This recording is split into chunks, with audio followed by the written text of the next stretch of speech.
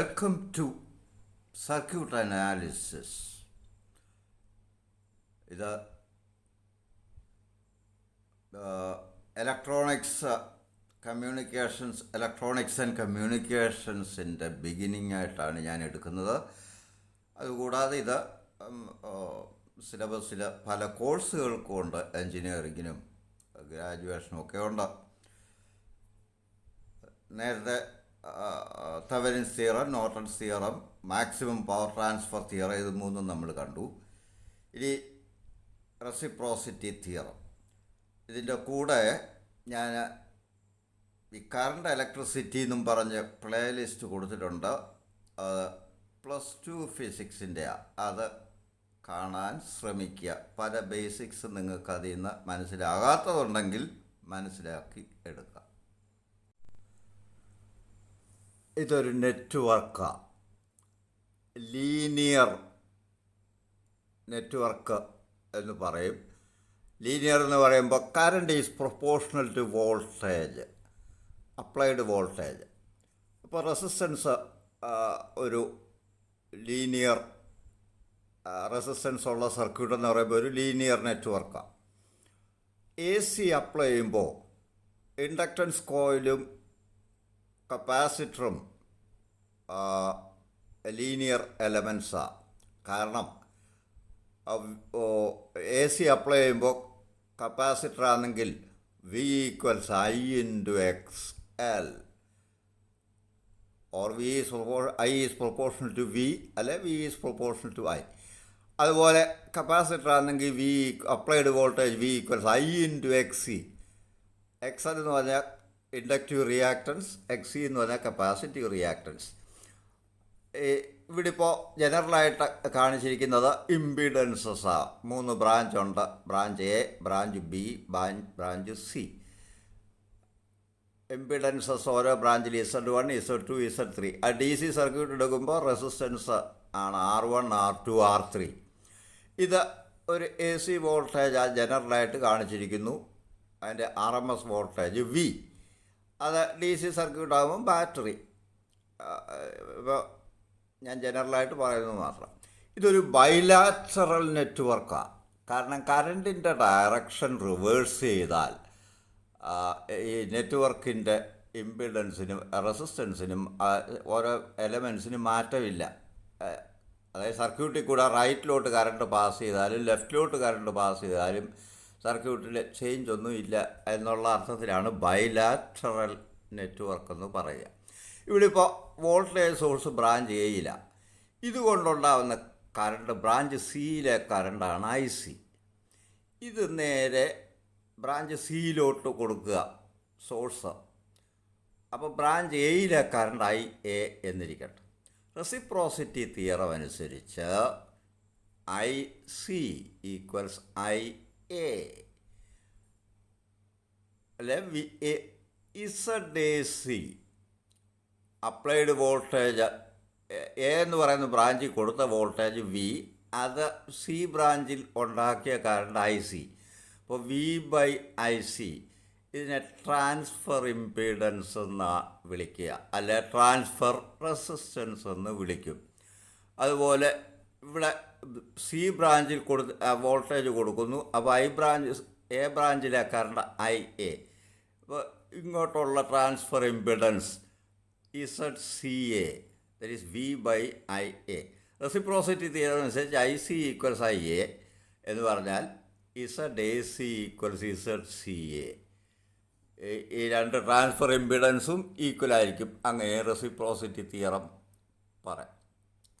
ഇതിൽ ഈ transfer impedance അതല്ലെങ്കിൽ സെൻഡിങ് പോയിൻറ്റും റിസീവിങ് പോയിൻറ്റും മ്യൂച്വലി ഇൻ്റർചേഞ്ചബിൾ ആണ് എന്നും പറയാം. ഇതെല്ലാം ഇലക്ട്രോണിക് സർക്യൂട്ട്സ് വളരെ പ്രധാനപ്പെട്ട പോയിൻറ്റ്സാണ്. അപ്പോൾ ഇതിൻ്റെ സ്റ്റേറ്റ്മെൻറ്റായിട്ട് റെസിപ്രോസിറ്റി തിയറം പറയും. അപ്പോൾ ഈ പ്രോപ്പർട്ടി അനുസരിക്കുന്ന സർക്യൂട്ടിനെ നമ്മൾ റെസിപ്രോക്കൽ നെറ്റ്വർക്ക് എന്നാണ് വിളിക്കുക. If A voltage V acting in any branch A of a linear bilateral network results in a current IC in some branch in some other branch C, the same voltage V acting in branch C will produce a current IA in the branch A such that IC equals IA. The ratio V by IC is called the transfer impedance ZAC. According to the theorem, ZAC equals ZCA. ഇതാണ് ഇതിൻ്റെ statement. ഇത് നമുക്ക് ഈ circuit വെച്ച് തന്നെ ഒന്ന് prove ചെയ്യണം. ഇപ്പോൾ ഫിഗർ 1 അനുസരിച്ച് ഈ സോഴ്സ് ഫേസ് ചെയ്യുന്ന ഇമ്പിഡൻസ് ഫേസിങ് ദി സോഴ്സ് എന്ന് പറയുമ്പോൾ ഈ ടോട്ടൽ ഇമ്പിഡൻസ് അങ്ങ് കാണുക. ഇവിടെ നോക്കുമ്പോൾ ഇതും പാരല്ല.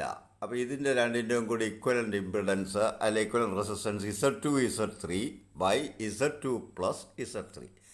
ഇതുമായിട്ട് ഇത് സീരീസിലാണ്. അപ്പോൾ ടോട്ടൽ ഇമ്പിഡൻസ് എന്ന് പറഞ്ഞാൽ Z1 plus Z2 Z3 by Z2 plus Z3. ഇപ്പോൾ total impedance Z equals Z1 plus Z2 Z3യും പാരല്ല. അപ്പോൾ Z2 Z3 by Z2 plus Z3. ഇത് സിംപ്ലിഫൈ ചെയ്താൽ Z1 Z2 plus Z2 Z3 plus Z3 Z1 divided by Z2 plus Z3. Total current from the source, ഇപ്പോൾ സോഴ്സിൽ നിന്നും വിട്ട current IA എന്നിരിക്കട്ടെ. ഇവിടുന്ന് പോയ കറണ്ട്, സോഴ്സ് അയച്ച കറണ്ട് IA എന്ന് പറഞ്ഞാൽ applied voltage by total impedance. Current from the source IA equals V by Z. ഇത് സ്റ്റേറ്റ്മെൻറ്റിനകത്ത് പറഞ്ഞിരിക്കുന്ന IA അല്ല, വോൾട്ടേജ് സോഴ്സ് അയച്ച സർക്യൂട്ടിലുണ്ടാക്കിയ മൊത്തം കറണ്ട് എന്നുള്ള അർത്ഥത്തിലാണ്. That is V by Z ഇങ്ങോട്ട് സബ്സ്റ്റിറ്റ്യൂട്ട് ചെയ്യുക. അപ്പോൾ V into Z2 plus Z3 by Z1 Z2 plus Z2 Z3 plus Z3 Z1. എങ്കിൽ ഇതുമൂലം സി ബ്രാഞ്ചിൽ വരുന്ന കറണ്ട് ഈ IA ഇങ്ങോട്ട് വന്ന് രണ്ടായിട്ട് ബ്രാഞ്ച് ചെയ്യുക. അപ്പോൾ അതിൽ ഒരു ബ്രാഞ്ചാണ് IC ആയിട്ട് വരുന്നത്. ഇങ്ങനെ ഒരു ബ്രാഞ്ചിലെ കറണ്ട് കാണാൻ നമുക്ക് കറണ്ട് ഡിവിഷൻ റൂൾ അപ്ലൈ ചെയ്യാം. കറണ്ട് ഡിവിഷൻ റൂൾ എന്ന് പറഞ്ഞാൽ current in any one branch here IC എന്ന് പറയുന്നത് ടോട്ടൽ കറണ്ട് ഇങ്ങോട്ട് വന്ന current divided by sum of the two Z2 plus Z3 the whole into resistance of the other branch. ഈ ബ്രാഞ്ചിലെ current കാണണമെങ്കിൽ ഈ ബ്രാഞ്ചിലെ ഇമ്പിഡൻസ് കൊണ്ട് വേണം മൾട്ടിപ്ലൈ. അത് കറണ്ട് ഡിവിഷൻ റൂൾ. അപ്പോൾ IC equals IA by Z2 plus Z3 into Z3യെ current IC. അപ്പോൾ ഇവിടെ വരേണ്ടത് മറ്റേ ബ്രാഞ്ചിൻ്റെ ഇമ്പിഡൻസാണ് Z2. Or this is V.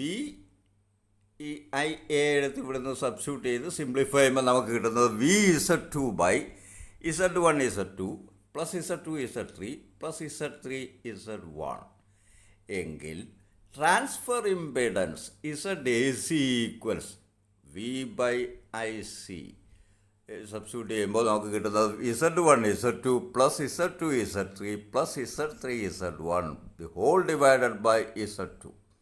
ഇതുപോലെ നമുക്ക് ഫിഗർ 2 വെച്ച് കാൽക്കുലേറ്റ് ചെയ്യാം. ഇപ്പോൾ Z എന്ന് പറയുന്നത് ഈ സോഴ്സിൽ നിന്ന് പോകുന്ന ആ current V by total impedance എന്ന് പറയുമ്പോൾ ഇതും പാരല്ല, ഇത് സീരീസ്. അത് കഴിഞ്ഞിട്ട് ബ്രാഞ്ച് കറണ്ട്, ഇപ്പോൾ ഇവിടുത്തെ ബ്രാഞ്ച് കറണ്ട് IA കാണണം. കറണ്ട് ഡിവിഷൻ റൂൾ വെച്ച് കാണുക. എന്നിട്ട് ട്രാൻസ്ഫർ ഇമ്പിഡൻസ് കാണുക. ഇത് ഫൈനൽ റിസൾട്ട് ഞാൻ പറയുന്നുള്ളൂ, ബാക്കി നിങ്ങൾക്ക് ചെയ്യാവുന്നുള്ളൂ ഉള്ളൂ.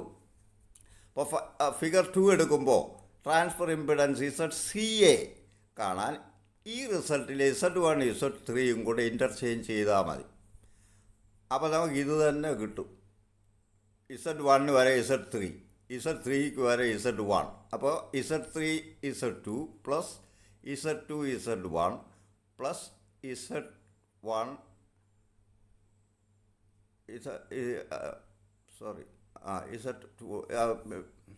Z3 Z1. അപ്പോൾ we will get Z A C equals Z C A. അത് നിങ്ങൾക്ക് ചെയ്യാത് ചെയ്ത് നോക്കുക. അപ്പോൾ നമുക്ക് I A equals I C എന്ന് കിട്ടും. ഈ ഐ എ അല്ല, ഇത് മൊത്തം കണ്ട അത് ഫിഗർ 2 വെച്ച് ചെയ്യുമ്പോൾ ഈ വാല്യൂ ആയിരിക്കില്ല കിട്ടുന്നത്. പക്ഷേ അതുമൂലം എ ബ്രാഞ്ച് ചെല്ലുന്ന കറണ്ടാണ് അവിടെ എ. അത് ഇതുപോലെ കറണ്ട് ഡിവിഷൻ റൂൾ വെച്ച് സോൾവ് ചെയ്യുക.